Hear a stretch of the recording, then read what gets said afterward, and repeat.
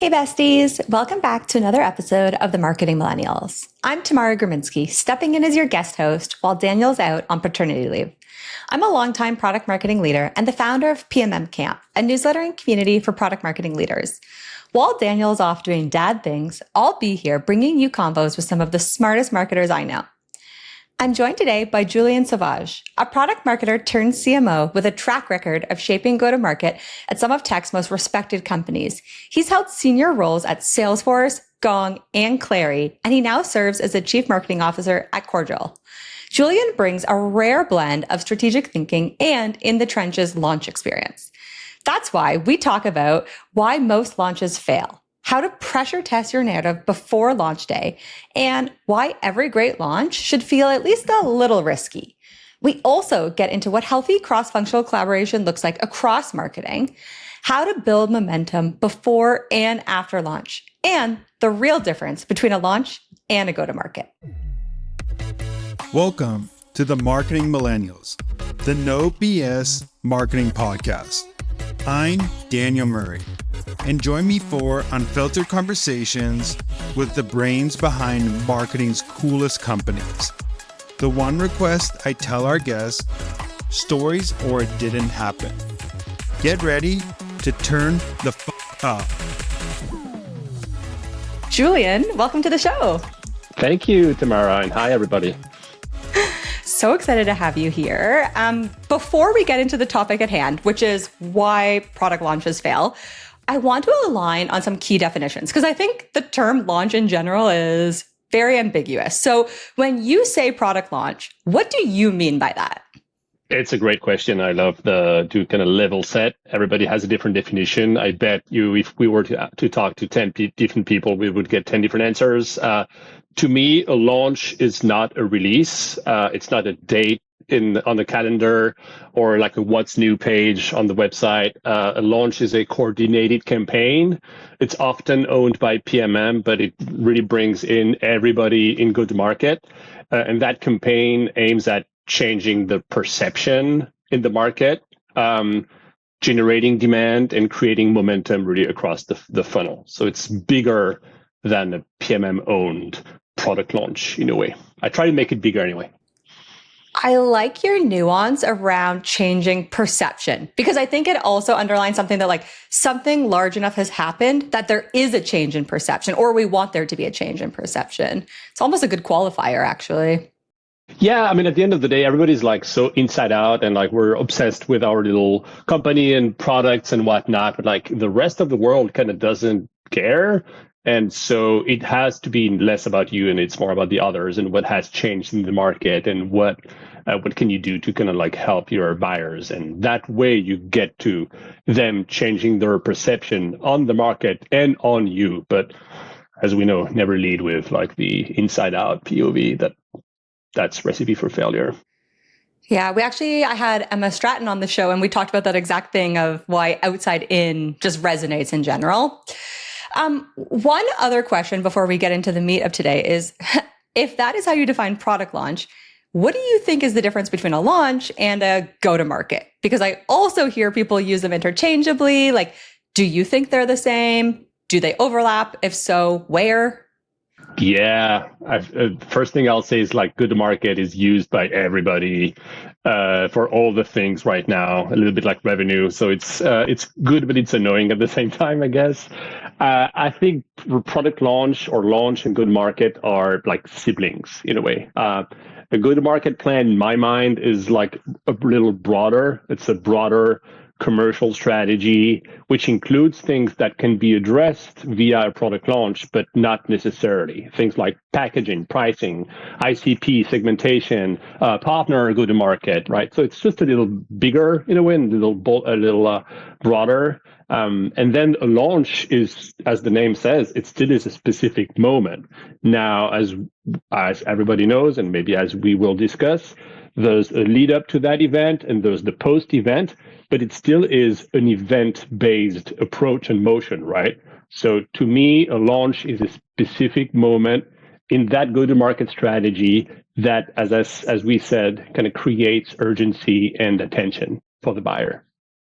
Yeah, I buy into that. And I think I would agree that I view those two as similar. A launch, particularly a product launch, which is often what I'm thinking about, there is probably a new capability that is now available that I want to bring to market. It's going to change perception and it's going to happen at a moment in time. Often Exactly. connected to, but not exactly tied to the release date. Very important. And I think we'll get to that later as well. Yeah. A go to market, also important, but it is more about introducing maybe something new, but not always necessarily connected to the product functionality itself. Exactly. Yeah, maybe an example of that would be like back then at Salesforce. I tried to weave in as many real life examples as possible because Please that's do. the one last thing that differentiates us humans to AI with AI. By the way, it's the real life examples. So I'll try to weave that in. I remember like back in the days, I was at Salesforce 2015 to 2020, and on the Einstein team, the AI before Gen AI team, and we had a product called Einstein Builder, which was like a way for Salesforce admins to build predictions and as like a custom field on a custom object, blah, blah, blah, blah.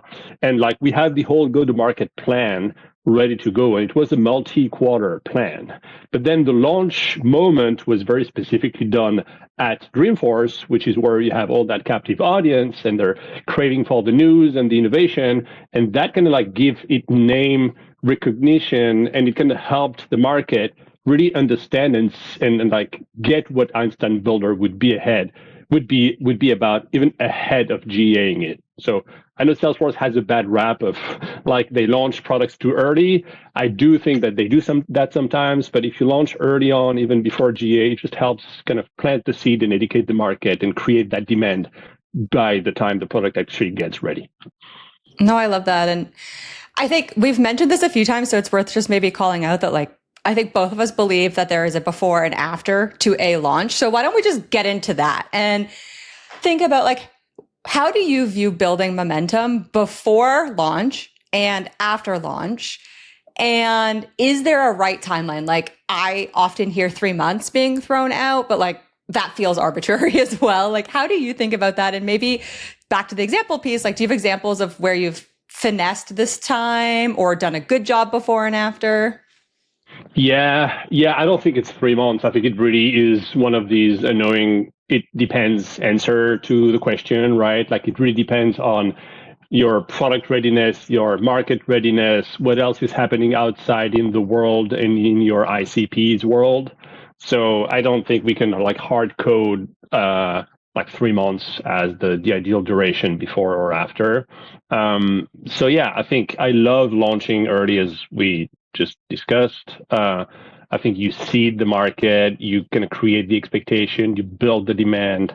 You can do that in even non-productive ways. I love when my PMMs like work with the content team and like drive thought leadership POVs and pieces of content and collaterals to kind of like start educating the market before we even talk about products.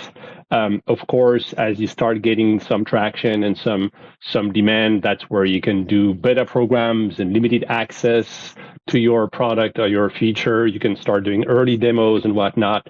So love the pre-launch phase. I think it's kind of like a Hollywood movie, right? Like you create that anticipation, that breadcrumb approach, and then bam, the day of, it's just pure bliss because it's all the work that you've done, all the anticipation that you've helped build in the market. And then it's just like, oh, that thing we've been talking about is now available for everybody. So it's, I love the pre-launch stuff even more than the day of the launch itself.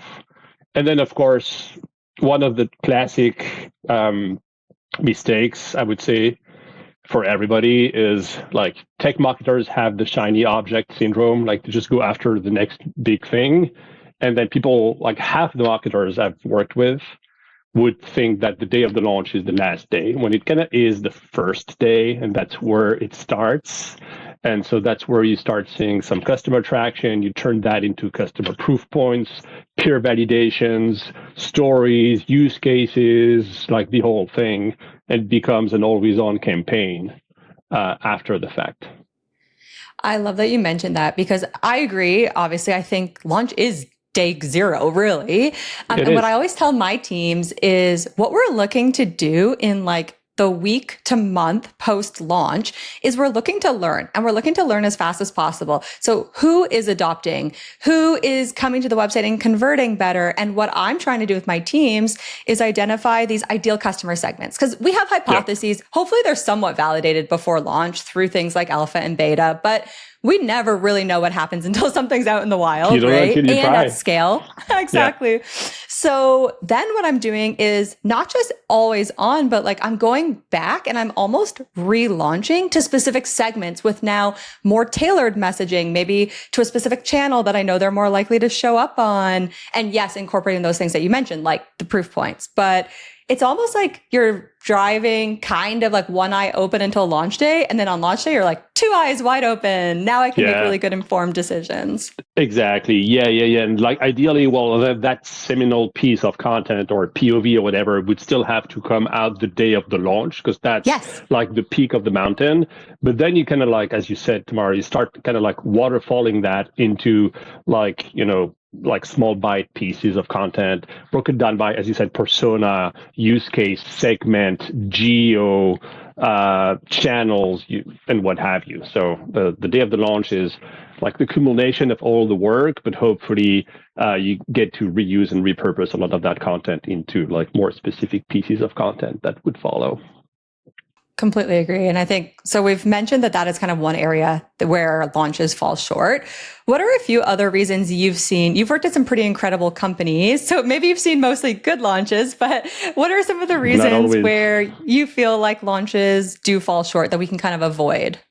Yeah, I mean, there's so many reasons why launches go wrong in a way. I think there's you would know this better than I do, but like the old McKinsey stat is half the launches fail, right? I think it's in that order. Like it's a massive number, so which is kind of wild. I think there's so many reasons. I think one of them is not controlling and the timeline or the timing as well. I'll explain what I mean. What I mean is I have examples in the past. I think it was at Gong, where we, a little bit back to like the inside out, outside in thing, like we knew we wanted to launch that thing that month because that was really good for our own go-to-market calendar and whatnot. But we ended up competing with a lot of like other communications and trends in the market and things like that. And then the launch kind of flopped in a way. And so it's really important to kind of know what else is going on within your ICP, even in the world, and ideally you can kind of trend jack, as people say, like a bigger topic happening where reporters and medias and your audience are spending time on. So I think that's one big mistake I've seen. It's see the launch and the timing of the launch as again something that serves more internal purposes rather than external ones in that kind of like trend jacking strategy and mindset. Maybe another one I can throw is enablement. It feels like because launches are owned oftentimes by marketers and PMMs, if you're at a big enough company, typically enablement would be somehow separate function from PMM. And then PMM does their thing and they're like, oh yeah, everything's ready. And oh shoot, we forgot to enable everybody on it. And it's like 3 days before launch, you scramble, get a quick FAQ together, enable the reps on it, and then you launch and everybody's pissed because they feel like they were not ready. There's demand that they can't really quite convert because they haven't been trained on it. So I think enablement is always kind of an afterthought when it comes to your launch timeline and process. I think you're right. Enablement is usually the last thing on the list, first of all, when we're, thinking about a launch checklist, but often an afterthought. And I think it is so important to get not just enabled, but buy-in. So like I had an experience with a bad launch that I was involved in. That's totally my fault because other teams across the company did not get as bought into the vision as the product and product marketing team were. And honestly, I kind of said, well, it doesn't matter. I know that sounds rude. And I didn't say that to their face, but in my mind, I was like, I don't need everyone to be on board. Like, let's do this. I had enabled sales. I had tried to enable CS, like the support team, but there was just a lot of hesitancy. And then what happened was we launched and the teams were not wanting to support it, not wanting to sell it. When the support tickets were coming in, there wasn't confidence. And so it would have been better for me to just push back launch by a few weeks to have like a come to Jesus moment of like, let's understand what would need to be true for everyone to be bought in on this. Maybe to have the product team walk through some of the research and the actual experience. But that was a big lesson learning for me. Yeah, no, for sure. I've had bad examples or like horror stories as well. I do think that's a healthy tension type of thing as well, because there's also a case in which you wait for complete buy-in and complete alignment across everybody, and then the launch moment is just gone, like, and you've lost that time and that momentum. So it's a really hard balance to strike, like getting enough internal buy-in alignment, but also continuing to like push the pace externally with external facing stuff, right? That's a hard one to strike, I think. Yeah, it's true. Hindsight's 2020. Like, it's so hard. We're harder on ourselves often, right?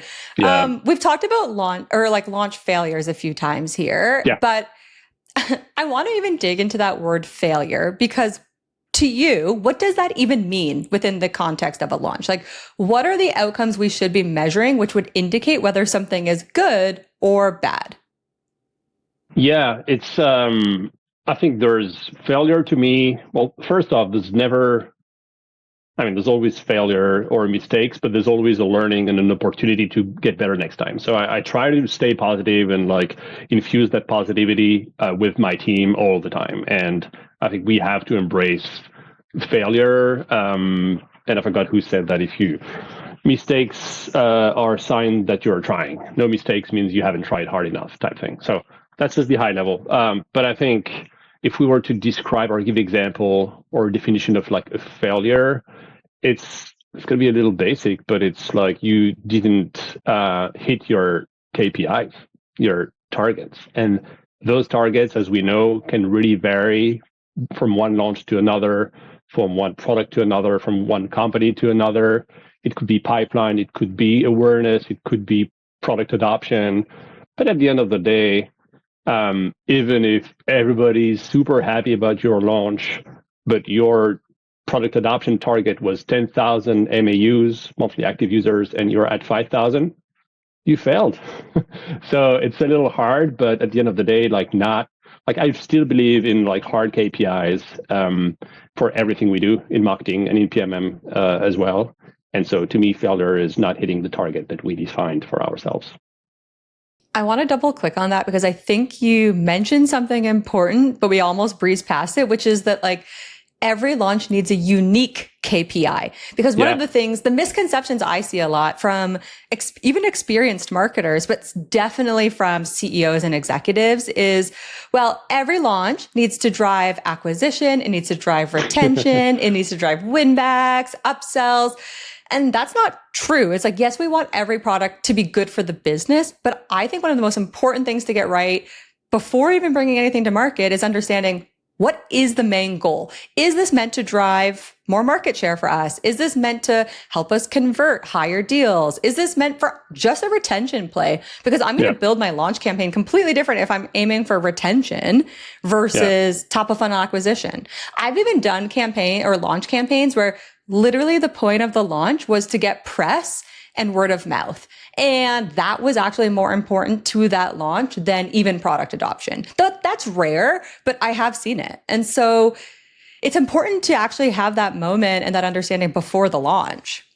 100%. Yeah, I love, I salute and I respect the person you worked with who said this launch is only about share of voice or awareness metrics. Like, yes, that is the way. I think I've always said the curse and the blessing of PMM is we are torn apart and own multiple things, but don't own one single thing. And as such, because we want to be successful and we want to show influence and impact across the org and across departments, the tendency I've seen from PMM is to like have that big list of KPIs that they will own for the launch. And as you said, it's just not realistic. You can't do 10 things right.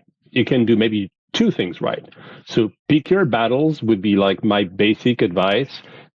know what's the one KPI you're optimizing for with your launch. As you said, could be awareness, AR, pipeline, product adoption, retention, what have you. And that's the kind of driving or the guiding principle that you will keep in mind for the whole time of the launch. A good example of that, again, trying to find examples, would be, I remember back then at Gong, we knew that we'd track launch success by looking at rep usage of the deck, of the new messaging in the deck, because we were struggling with like a certain type of messaging, more like use case type level messaging. And so we actually used Gong to track adoption of the Gong messaging. It's a little meta. And then we could see a lift in not just adoption, but also meeting conversion and then more downstream metrics, right? So that was cool. But the end goal of that one launch was less revenue, and it was really just more like rep adoption of new messaging, because we knew that that would unlock a lot of downstream revenue metrics.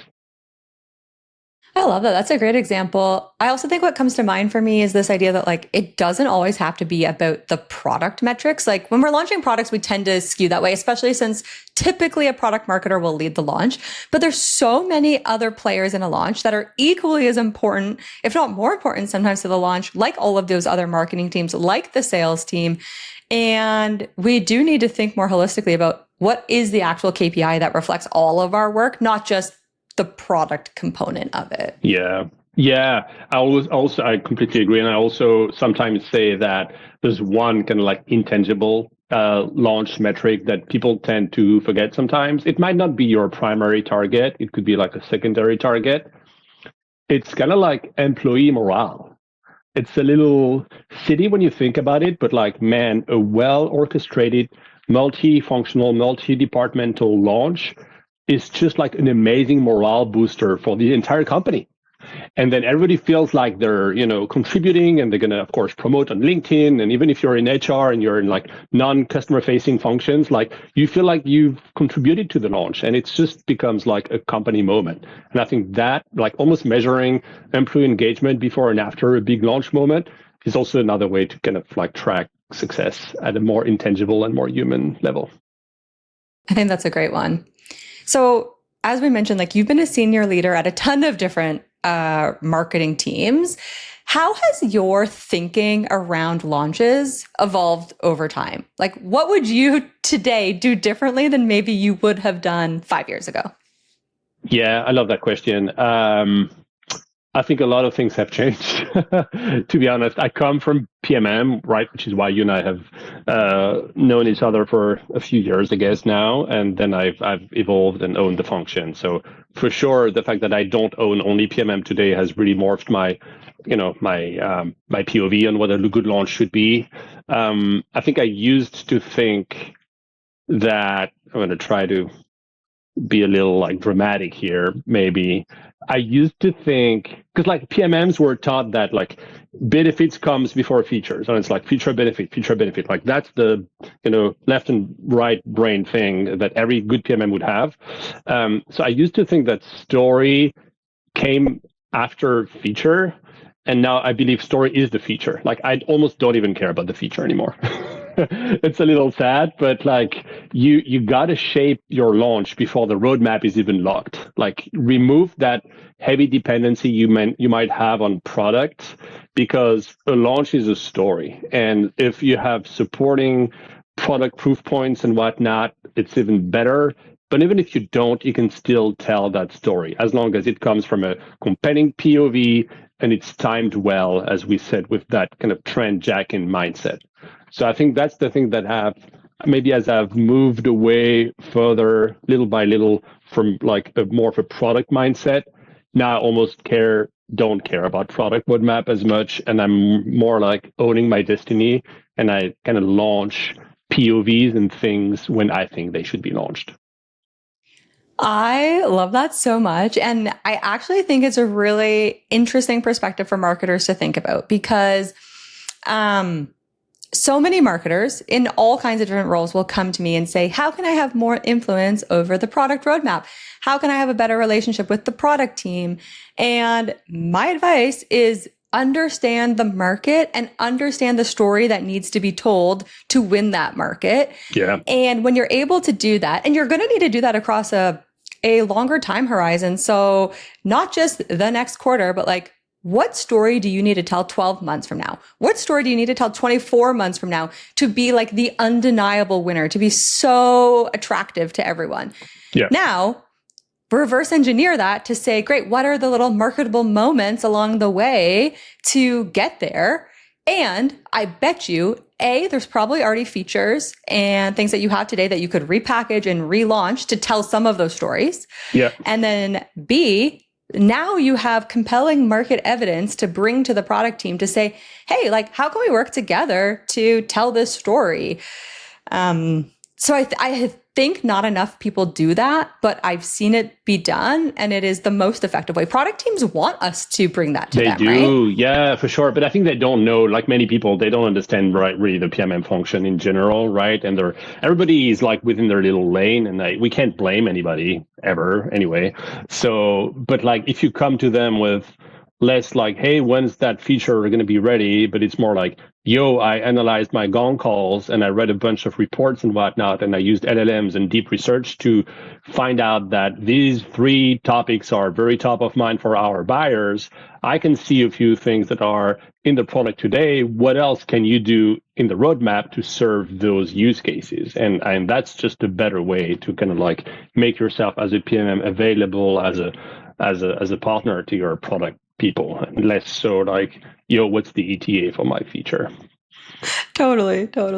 So we're talking about story here. Story makes me think about messaging as well. And so I want to make sure we have time to talk about this today, which is, I guess, what's your perspective on how to pressure test your messaging or even the story itself before launch day? Yeah, it's paramount. I think it's a thing that it's a part that sometimes people rush through, to be honest, or don't do so well. I remember pre-Gen AI days, I get it. It would take you, $40K and 8 weeks to go find some good market research data, work with like GLG or whomever, and like find those things. And then you would do focus group testing, and you would show them option A and B and whatever. Like it, I get it, but now in that age of AI, like there's no excuse. Like you just have to go fast. Even if you're not a big company, you can be really scrappy about this. You can literally go to, even if you don't have a Gong or a Clary, you can go to your Zoom recorded calls, download that as CSV, run that through an LLM, see what the major themes are, and then you come up with your like option A, option B of messaging. You go to friends and family customers, you show them option A and B, you have them vote. If you have a CAB, customer advisory board, you have them vote and give you feedback. Like there's ways to be really scrappy and be really fast on kind of like messaging, feedback, and testing ahead of launch. I know I'm a big, I've been public about it. I'm a big fan of Winter with a Y, to do messaging testing and A/B testing before it goes live. I hate when you like A/B test a homepage but it's live.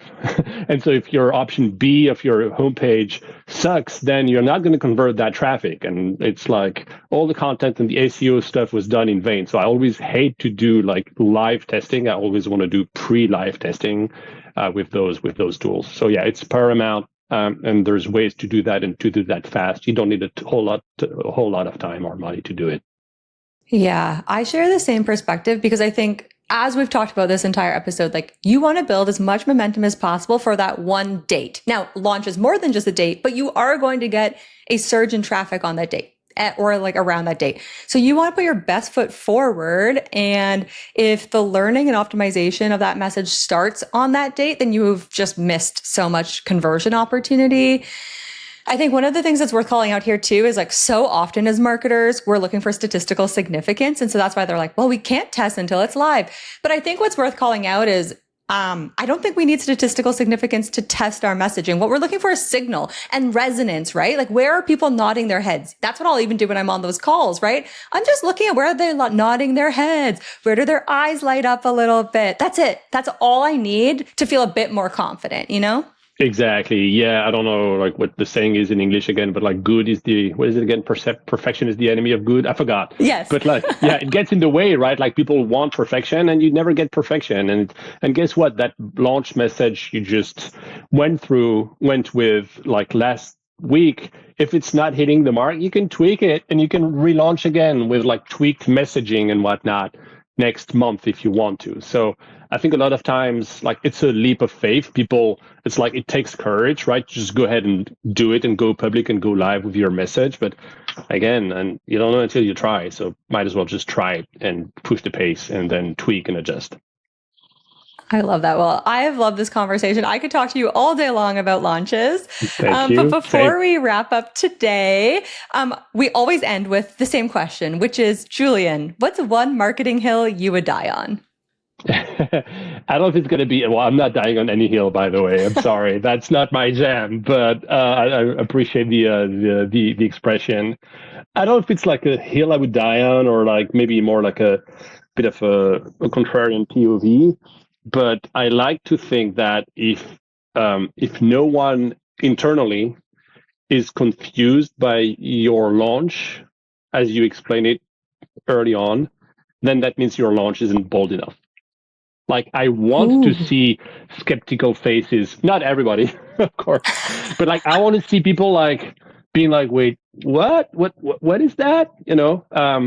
I think being safe is the enemy of a good launch. Safe launches, they don't break through. If everybody in the room instantly gets the story and everybody's like nodding, maybe that story is not big enough or not different enough. So I think the job of a great launch isn't just to inform, it's to reframe. And the reframing of ideas is something that often is met with skepticism. And then you get them over the finish line and then they get it and then they're convinced and they become your champions. So that would be I don't know if it's a hill to die on, but I want the initial reaction of a few of my stakeholders to be less yes, yes, yes, and a little more like, huh?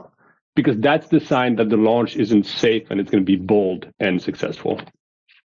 I have not heard that one before, but I've loved how you framed it. Two things that stuck out for me from this combo was what you just said around reframing, and then also about launches being about shifting perception. Again, like, yes, and I had never heard someone use that expression before for it.